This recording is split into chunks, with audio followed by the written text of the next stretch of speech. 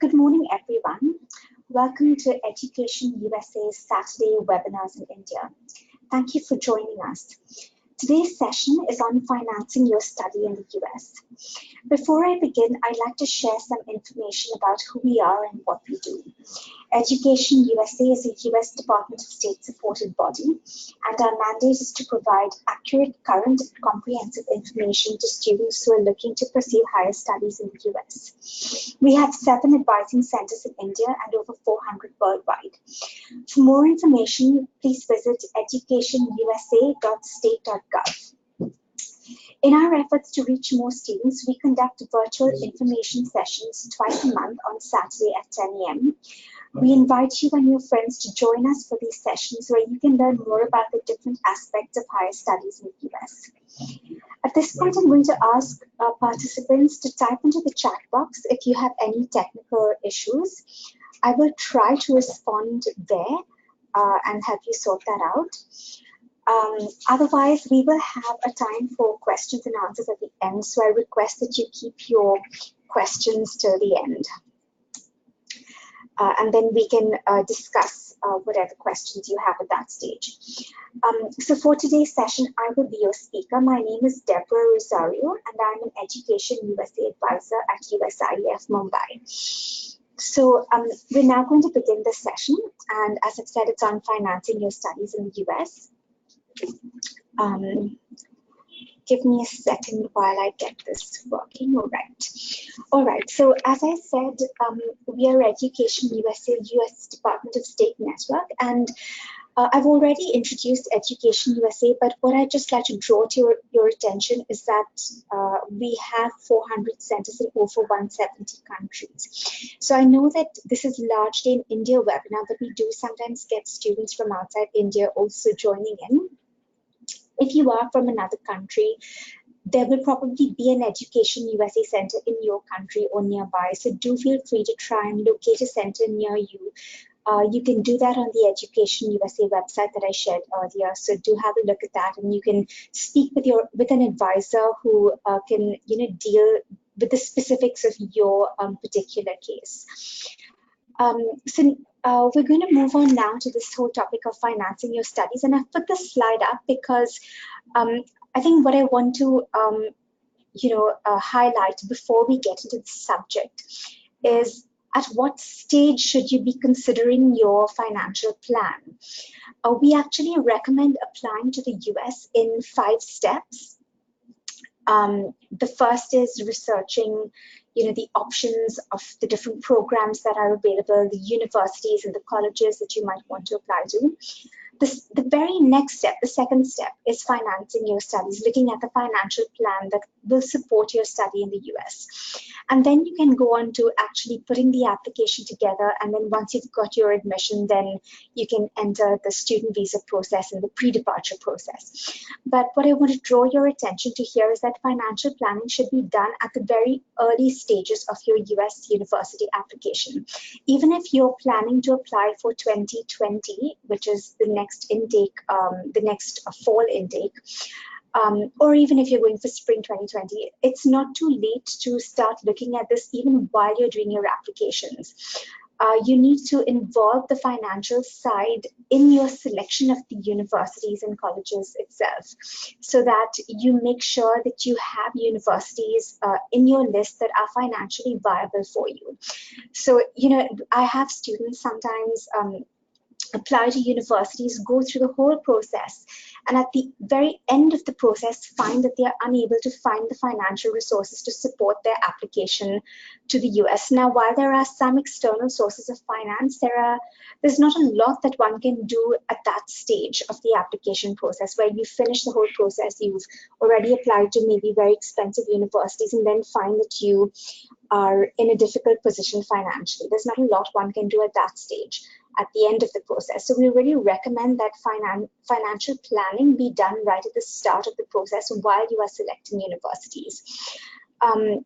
There are 3 kinds of avenues you can look at when you're doing this financial planning. One is making your own budget, one is looking at how you can reduce costs, and one is looking at what the universities can offer you and what kind of financial aid and scholarships are available. So we will cover these during the session. So our session goals, kind of similar to what I just said, are going to be looking at how to count the costs, learning about how you can reduce costs, and identifying your sources of financial aid.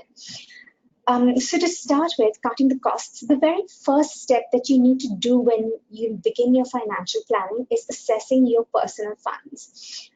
So this can be an assessment of how much your immediate family can set aside to support your US education. So you need to take into consideration your family income, your family savings, your investments, as well as the planned expenditure of your family. So for instance, what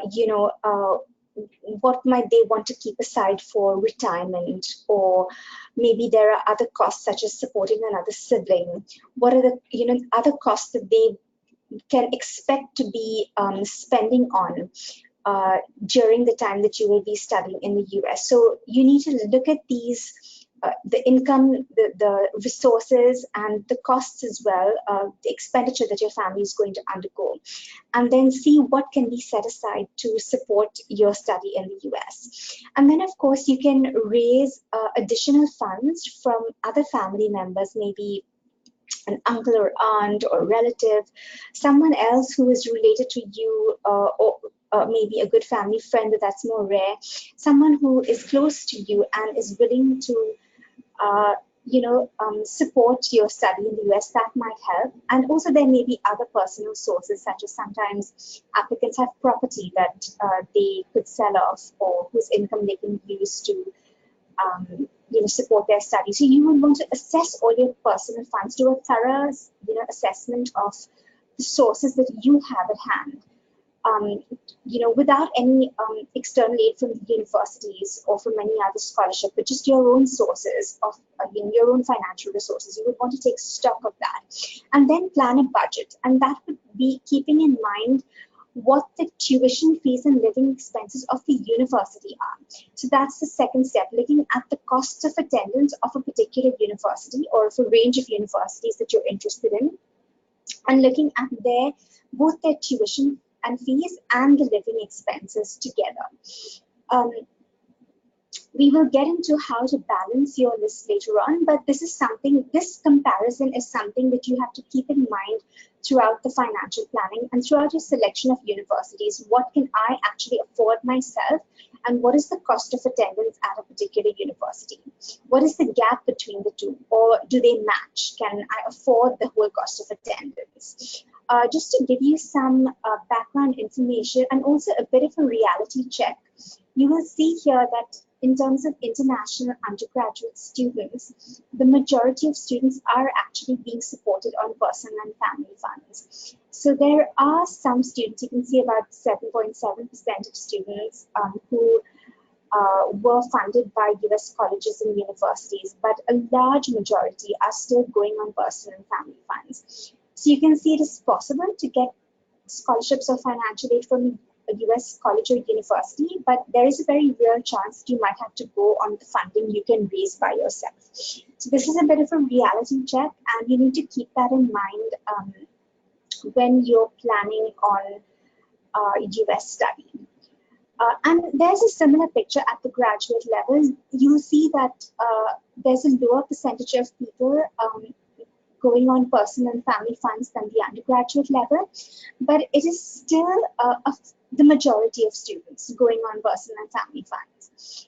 And there is a larger percentage of students getting financial aid and scholarships from US colleges and universities, but this data will also include PhD students. So PhD students, especially in STEM fields, tend to be fully funded.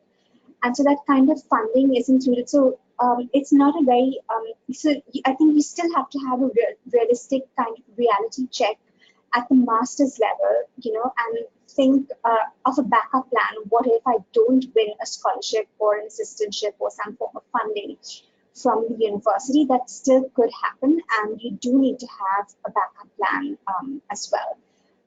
at the graduate level. So this is just data that can show you, how people are being funded.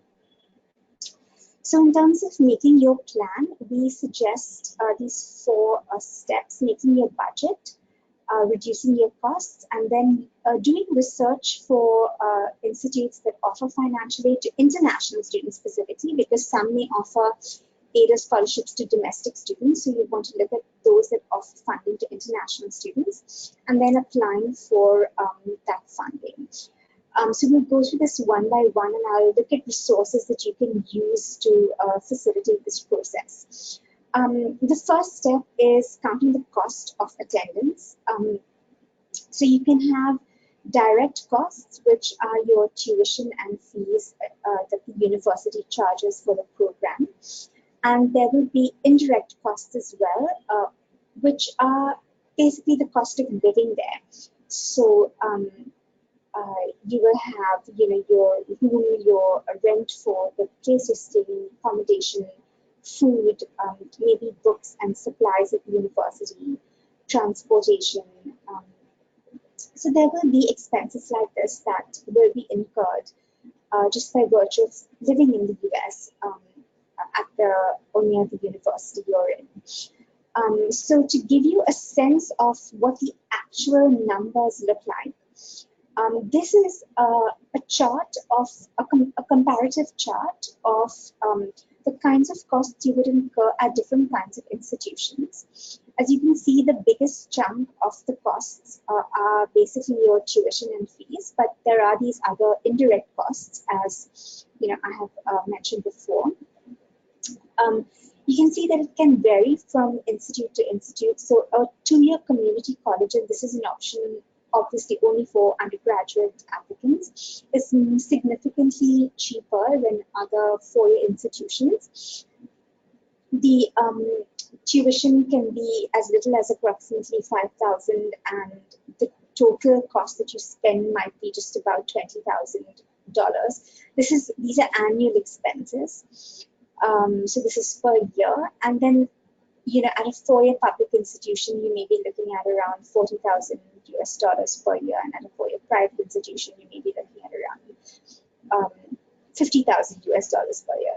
This is total cost of attendance now. So you can see the different kinds of prices, the different kinds of levels of pricing available, and you can make a judicious choice of different kinds of institutions in your shortlist of universities accordingly. Something that you can keep in mind is this whole concept of need. This is something that some universities will look at themselves, but you can also be considering it yourself when you are selecting universities. So these are terms that are used in the admissions process. There is the cost of attendance, which is the total cost of studying at a particular university, including the tuition and the living expenses. And different universities will have different structures of the cost of attendance. So you'll find that varies. It's a variable cost. It will vary from university to university. Then you have EFC, which is expected family contribution. This is a constant. This is what you would have worked out when you first assessed your personal funds, your personal financial resources at the start of this process. And you would have worked out what your family contribution is. And the gap, if there is a gap, the gap between the cost of attendance and the family contribution, if the cost of attendance is greater, is the need, which again would be variable depending on the institute you're applying to. So this is something that you can bear in mind. You can also, look at the approximate need relative to different universities and decide whether or not you want to apply there.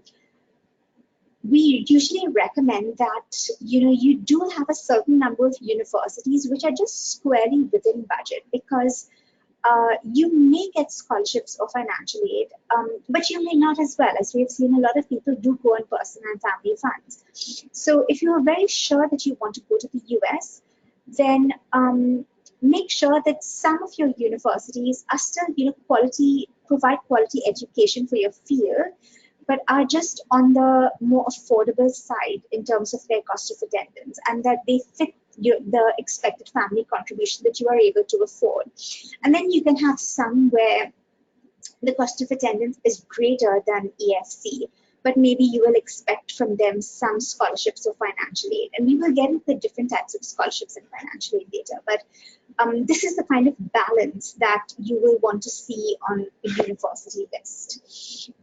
So then the next step that you can get involved with as you do your financial planning is reducing educational costs. One step that you can look at is finding best buys. So this means finding good quality education but at lower costs, such as state universities. You can think about location as well. So looking at universities in the South or the Midwest, often their cost of living at these kinds of locations is cheaper. You could try to accelerate your program. This could be done in a number of ways. You could earn college level transfer in your own country. So this could be, for instance, taking AP exams, which would get you credits depending on your scores, could get you credits at certain universities. And similarly, sometimes if you have been, in an IB curriculum, depending on your scores and the level of your course, you might get transfer credits in a US university. So again, if you want to look at the policies of universities on this matter, you will have to investigate their websites. Different universities have different policies and accord a different number of credits to different subjects, require different scores as well. So you will need to check university websites to find out a university's specific policy regarding this option. You could also, accelerate a program by doing summer courses, coursework. You could also do online courses if this option is available. It depends on the university and what the options are. But I do know of students who have done a part of the curriculum online in India and then have fulfilled a residency requirement in the US as well to complete the program. So if these options are available, you could look at that. And you can consider intensive one-year accelerated programs. This is usually for graduate students and most typically a master's program, where instead of doing 1.5 to 2 years of a master's program, the department offers an intensive one-year program. So you just finish everything in 1 year and you're done. So you could look at a program like that. Some other options are the possibility of tuition waivers at the university, which might be provided to you based on your first year grades. So these might be partial tuition waivers, but definitely worth working for if they're available. And attending a community college. So we've seen before that community colleges were significantly cheaper than attending four-year institutes. And this is, if you're looking to save on costs, this is a really great option for undergraduate applicants. You would do 2 years at the community college, and then you would do your final 2 years at the four-year institution. You would transfer. And your degree would come from the four-year institution. But in those first 2 years, you would have saved a lot financially by incurring the lower fees, the lower tuition costs of community college. So this is an option. Just I think explore. What's important is to explore the transfer articulation agreements that the community college has with other universities, whether it's in the same state or in other states. This will ensure that your entire 2 years of coursework transfers smoothly into the next institution. So make sure that you look at what agreements the community colleges have and whether you're happy to attend universities that they have those agreements with. So that's something you can plan for and explore further if you're applying at the undergraduate level. Now let's move on to the topic of scholarships and financial aid. This slide is mainly for undergraduate applicants. There are two kinds of funding available at US universities. One is merit-based and one is need-based.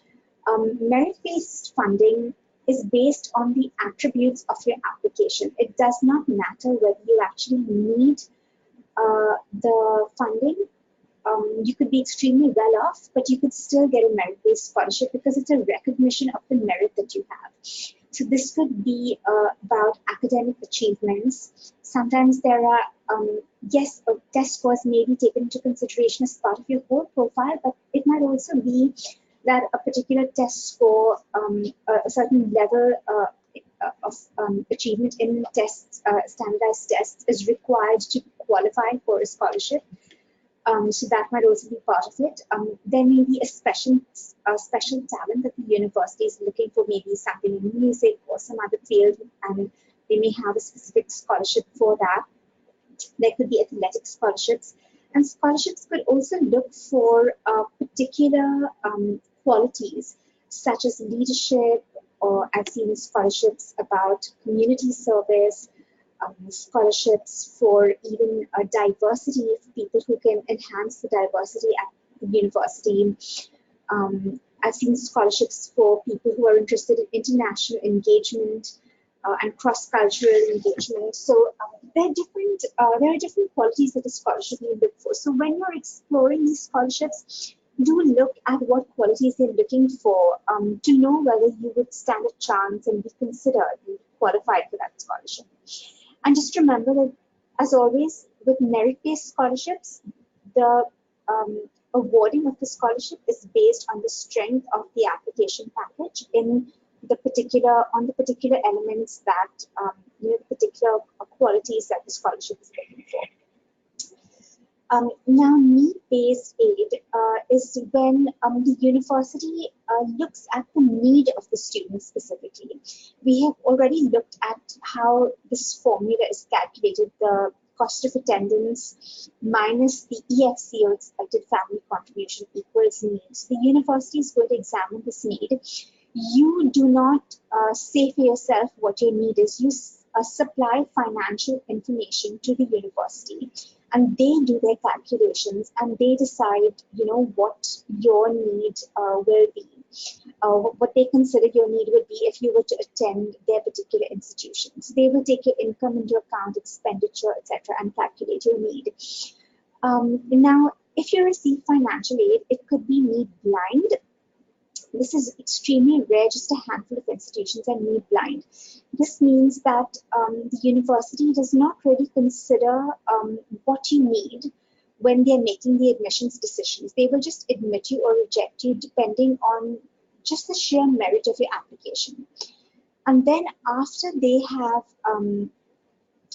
let's say they've admitted you, after they've admitted you, they will then look at your financial statements and the financial information, how much you need.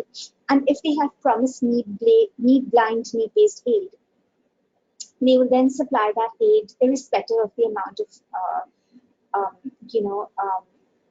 need that you have. Most colleges are the other kind of offer the other kind of need-based aid, which is need-aware aid.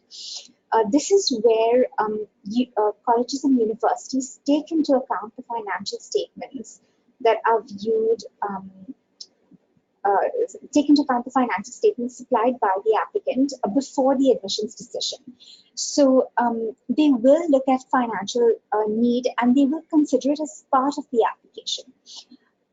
Obviously, therefore, the amount you need could play a role in your selection for that university. If you need a very great amount, you might have to be a really strong candidate for the university to be willing to see that it is well worth their while to spend that much financial resources on one particular candidate. So do bear in mind that the amount of your need will be considered and will have a bearing on whether you are admitted or not. Now, while need-based aid looks at the need of the individual applicant, do remember that merit is still very important in need-based aid because you are asking the university to spend on a particular applicant. And why would a university do that unless the applicant is a very strong applicant and they want that applicant in their university to be part of their community? So merit is very important, and you need to be a meritorious candidate. You need to stand out at a university to be considered for both merit-based and need-based aid as well. In both cases, merit is important, but in need-based aid, the university will specifically look at the need the individual has and try to fill that gap. Now, in terms of graduate financial aid, there is no concept of need-based aid at the graduate level. It's mainly, there may be some scholarships sometimes, but the majority of funding is provided through assistantships and fellowships. Assistantships involve some work for the institution, usually in research or teaching, and then the assistantship will often cover the tuition, though it may also reduce the tuition, and it will also usually provide a living stipend, which will cover living expenses. Assistantships may be awarded at the time that you get admission to the university, but very often it may also be awarded during your study in the US, maybe after a semester or after a year where you can prove that you have good academic standing at the US university, and then you can apply for these assistantships. And fellowships are basically funding provided to you for research that you do at the university, and will cover your costs and living expenses as well. So these are the kinds of graduate funding available. Again, some data for you just to give you a sense of how many institutions actually provide funding. There are 250 institutions capable of providing full funding to international students. And you can see that full funding constitutes quite a range from $20,000 to $75,000 per year. And then there are different, we've put different, the number of institutions providing the different levels of funding. As you can see, as you go higher levels of funding, the number of institutions obviously becomes a bit lower. But this is something that you can definitely investigate. You can try to find out, which institutions provide significant amounts of funding, and to international students, how much of the tuition cost can be covered. So you need to consider the funding relative to the tuition cost and the cost of attendance at a university. If the funding sounds substantial, but if the tuition cost and living costs at the university are very high, it may not offset the cost of attendance by a lot. So you might even be better off just applying to another more affordable university, which might bring your entire cost down. So you need to look not just at the scholarship and funding that you receive, but also how it's going to offset the cost of attendance, by how much it's going to offset the cost of attendance at a particular university. And you might find that, at some universities, they may not, provide $60,000. They may provide $20,000, but maybe the cost of attendance is just about, $40,000. So it's actually cutting your cost of attendance by half. So that might actually be a really good deal. So just do look at that comparison when you're exploring, exactly what kind of scholarships and aid you can get at a university. So what are the major determinants of getting funding from a university? Obviously, academic records and test scores will play a role. If you're applying to a doctorate program in the field of science and technology, then you will definitely, you should definitely look for full funding. Essays can also play a role. And then other qualities like your commitment, your initiative, your motivation, these can play a role as well. Research experience and published research work can also play a role at the graduate level, especially. Now, I'm going to get into a few other sources of income and work opportunities quickly. The first is on-campus employment. This is permitted to you as an international student within certain limitations, limited number of hours. You have 20 hours per week during the semester and 40 hours during the vacation and breaks. Remember, you have to be enrolled in a full-time program. And just remember that on-campus employment depends on availability. It's also paid at minimum wage usually, so it's not a very substantial source of income. We usually say you can consider it as a supplemental income. Maybe it's something that will take care of some of your living expenses, but also have a backup plan where you're not relying on-campus employment, because you may need that time to give to your studies, to engage in other activities on campus that will help you explore your interests or enhance your skills, to engage in internship opportunities, which I'll come to in a bit. So you might want to look at other activities on campus besides on-campus employment. So keep yourself free, don't rely on it. If you do have time and it's available, then you could do on-campus employment. But we suggest having a backup plan so that you can use your time in other ways as well. This is one case, a kind of exception to the rule where you are allowed to work off campus. Usually you're not allowed to work off campus except in the case of CPT and OPT, which I'm coming to. The only kind of employment you're allowed to is on campus. But there is this exception of severe economic hardship where off-campus employment is allowed. This is the case where maybe you have a particular financial plan to support yourself in the US, and then something in that plan fell through, maybe God forbid, but maybe, particular sponsor that was supporting your education was unable to support you any longer. Maybe he passed away, or he was just for some other reasons unable to support you. Maybe the company in which your chief financial supporter was working in closed down and he was no longer receiving the same income. So these are reasons that occur suddenly and that are unforeseen, beyond your control. If something like this occurs, after one academic year of study in the US, you can work off campus if on-campus employment is not available or insufficient to cover your expenses. So this is something that you have to work with through the university. It has to be authorized by the university. There's an official in the university called the Designated School Official, the DSO, and you have to work with the DSO who has to recommend that you be permitted to do this work, and it has to be authorized by USCIS, the US Citizen and Immigration Services. So only then, you can't do this on your own. You need this approval and authorization by all these authorities, and only then can you engage in off-campus work. Otherwise, the only times you can engage in off-campus work are CPT and OPT. CPT is curricular practical training, which involves an internship in your field of study. You can only engage in this 1 year after 1 year of studying in the US. This is usually credit bearing, which means you get credits for the internship in the program of study. And then there is OPT, which is optional practical training, which is work experience, again, directly related to your major or to your field of study. The time duration for OPT is 12 months for any field. And specifically in the STEM fields like science, technology, engineering, maths, there is an extension of 24 months. So totally you get 1 + 2, which is a total of 3 years. But you can only take the extension at any one time. That is only once. Once you've taken that STEM extension, if you study further, you can't take the STEM extension again. So this is what's allowed to you in terms of OPT. You can do OPT post completion of the academic degree, which is what is usually done.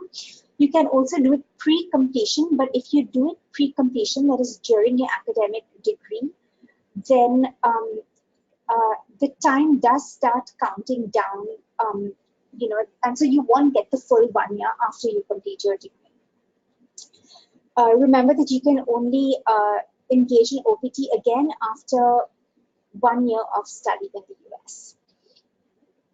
So these are, I hope this was helpful in helping you understand what the different sources of income are, what the different kind of opportunities for scholarships and financial aid are, and how to go about planning. And I hope if there's anything you take away from this, it's also just the need for financial planning right at the start of your application process while you're selecting your universities. If you want to explore this subject more, you can look at the Education USA website. There's a section on 5 steps, and there's 5 steps that I outlined to you at the start, and there is an entire section on financing your studies that you can explore further.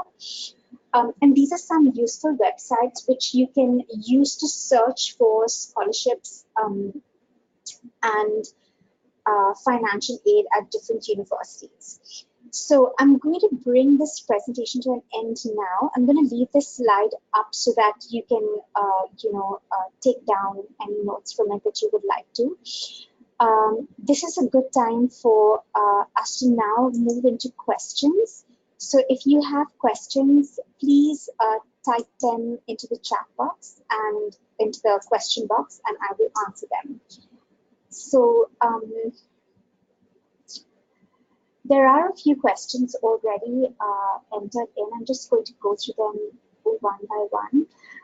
Hema Rani, I don't understand your question. If you want to try, maybe it was related to a particular a slide that I was talking about at that time. If you want to try re-entering your question in a fuller manner, I will try and respond to that. Is the PhD in USA fully funded in the STEM field? It's not a guarantee, but there are plenty of fully funded PhDs in the STEM fields. So we definitely recommend that you do look for PhD programs that are fully funded and don't apply to the ones that are not, because obviously as an international student, it's a huge cost to be studying, to be supporting yourself in study for so many years. So do look for PhD programs that are fully funded. Do check with the university before you apply. After attending the 2-year community college, when you transfer to the 4-year college, do you attend the left 2 years or 4 years? Oh, right. So are you attending college for 6 years or are you attending college for 4 years? That's a good question.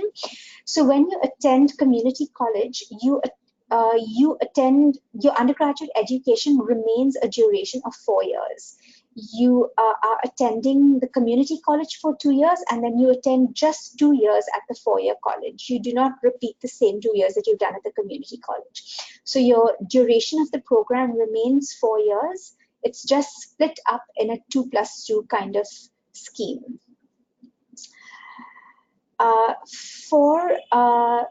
Can we show the savings in my father's account during the visa? Now the visa process is very different from what you are required, what is required from you for the university. The visa process is interview based, but you can bring documents to it. For more visa information, I suggest that you look at the visa session that we have on our YouTube channel, Education USA India, and get the official answers and information from the US Embassy officer there. This question is covered in that session, so do have a look at that session. But for the university, you will be required to show 1 year's worth of living expenses. So when the university gives you admission, you're required to show 1 year's worth of living expenses to the university in order for them to process the I-20 and provide that to you, which you need to apply for your visa. So you at that stage, you can show savings in your father's account to the university. So there's a question on how much can be received in for a need-based scholarship for a graduate student. As I was saying during my presentation, need-based aid is not really available at the graduate level. It's available only at the undergraduate level. So that does not apply to graduate students. Could you please give a list of the 250 universities? We do not have that list, but I would suggest if you are interested in looking at universities that provide substantial amounts of funding, do contact an Education USA center, because Education USA advisors are continuously working with students and have a very good, have extensive experience of, where students are able to win scholarships from, which universities are able to provide funding for international students. And will be able to advise you based on your specific profile as well. So they will know where you have a chance of getting into, which university will have a chance of getting into and getting financial aid or scholarships from. Because remember that you have to stand out at that particular institution in order to not just get in, but then also win funding from them. So they will be able to advise you on this kind of area. So do get in touch with an Education USA center near you, and they will probably be able to give you more information about which institutions provide more funding and which institutions you should apply to relative to your profile. How to look for those kinds of institutions. Is CPT for undergrad or grad students? A CPT can be for both undergrad and grad students. That's an opportunity for both, but it must be authorized by the university because they have to give you credits for it. So it depends on whether the university is allowing you to do this, whether it's part of their program, and of how many credits they give you for a particular internship. That is university specific, but yes, it is possible at both the undergraduate or graduate level. Is there a specific grade range requisite for the scholarships for masters? The grade range will vary quite widely depending on which university you're applying to. As I was saying before, just remember that in terms of scholarships, you have to stand out at a university. So you might find that while let's say you've applied to universities that are ambitious for your profile, match your profile, and that are safe for your profile. You might find that maybe you get into an ambitious university, but you're unable to maybe win funding because you don't stand out so much there. It may happen that you win funding as well. We've seen that too, but let's just say you might not. But maybe at a more matched university or a safer university where you have a better chance of standing out and being a very competitive applicant there, you might actually not only get admission but also get the scholarship, so or the funding. So just try and be judicious in your choice of universities and apply to a range, because it's maybe difficult or competitive enough to get into a university, but winning funding from the university requires an even higher level of competitiveness. The grade range specifically will vary from university to university, so that's a university-specific question. Again, if you're interested in trying to figure out what is suitable for your profile, you can contact Education USA, a center near you, and have a discussion with the advisors there about how to search for universities specific to you. You can take lists of universities that you're interested in to Education USA, and we are happy to, just go over them with you and help you balance your list in a suitable manner. Yes, if you are interested in the CPT slide, you can access the recording of this webinar. If you go to the registration link again once this webinar is over, you will be able to view the recording and then see the slide. I'll just move on to the next question. Is the funding provided by the university per year or for the whole course? So this depends on the specific funding that you've received. Some may be for, say, the first year, but there are many scholarships that are renewable for, year on year until you complete the program. It depends again on, say, assistantships. Maybe for a specific semester rather than for the entire program. So it depends on the specific offer that you're applying to. What is the average range of scholarships awarded in the 2-year MBA programs in the US? This is a good question. MBAs are unfortunately a field that does not receive the same amount of funding as the STEM fields, so maybe you might not see the same amount of assistantships and scholarships available at MBA programs as widely, certainly, as you see them in STEM fields, but there may be scholarships. Again, I can't give you an average range because it really varies quite widely from university to university, but there could be scholarships. I suggest you explore these websites. I think with some of the websites, you can specify specific fields of study and see which universities have scholarships for that field of study. So you can check that out and try and locate MBA scholarships. I know there are some scholarships even for MBA programs. How do you find colleges that best suit you? That's a good question. So the way the process we usually recommend is using a general search engine to find the right fit that suits you. So for instance, if you look at for undergraduate studies, you can look at the website bigfuture.collegeboard.org. And for graduate studies, you can look at the website petersons.com. And in both these websites, there are a bunch of filters on the side, and you can, play with those filters and express your own needs and interests through those filters.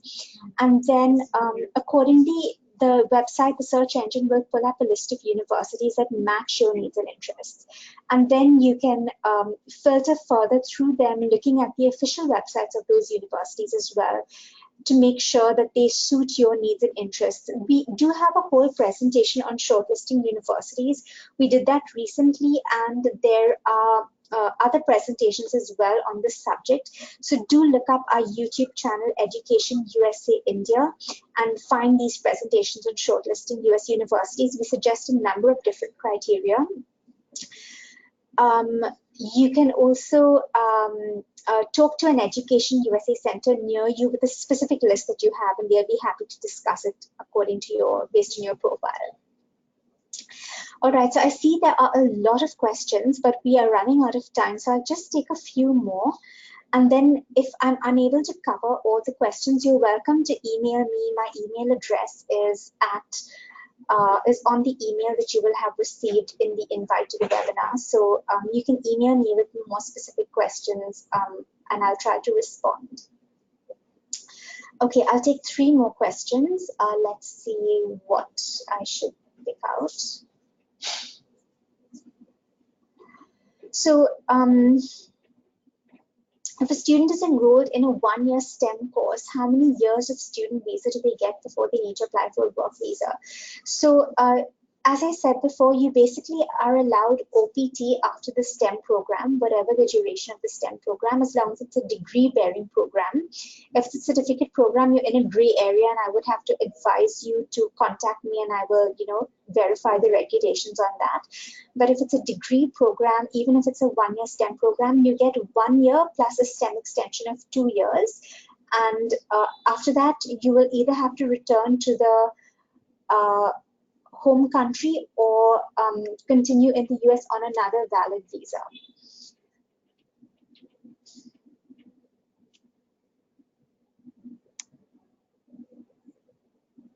How can I verify if my 3-year graduation is valid for application for a master's in a US college or university? This is a very good question.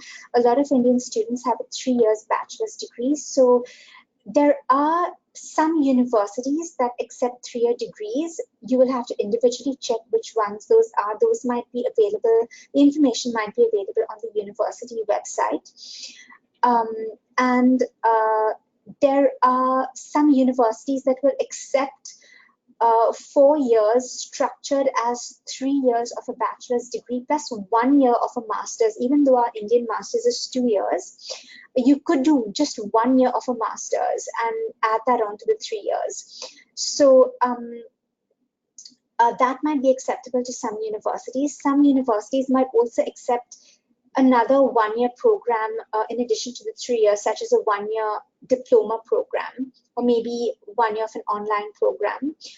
What we recommend is, one is make sure that the additional 1 year you are doing is UGC accredited if you're opting for that option, because that will increase your chances of it being accepted by the university. And secondly, correspond with individual universities that you're interested in on exactly what they will consider acceptable as a 4th year, because different universities have different policies. So Yes, one avenue is isolating and identifying those universities and colleges that accept 3-year programs. And the other option is adding on a 1 year of another program to your 3 years and qualifying for, so therefore having 4 years of education and then qualifying on that basis. But you still need to contact individual universities to check what would be eligible, what would be considered acceptable as that 4th year.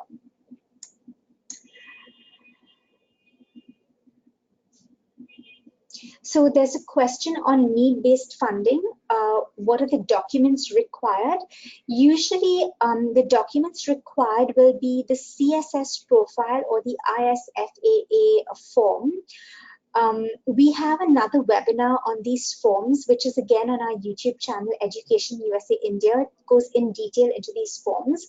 So do look at these forms, and the webinar will also detail what kinds of documents that you need, what kind of information you need on the form as well.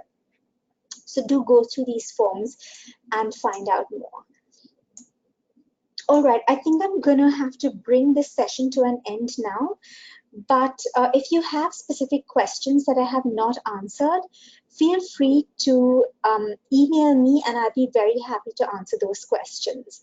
Thank you everyone for attending, and all the best with your studies and your plans for US study. And do join us for more webinars on Saturdays. Do check our Facebook page, Education USA India, for notifications of these webinars. And also our app is now available, which you can find in both the Android store and the Apple store. So do download our app, Education USA India, and you can receive notifications of the webinars there as well. Bye for now. Have a great day.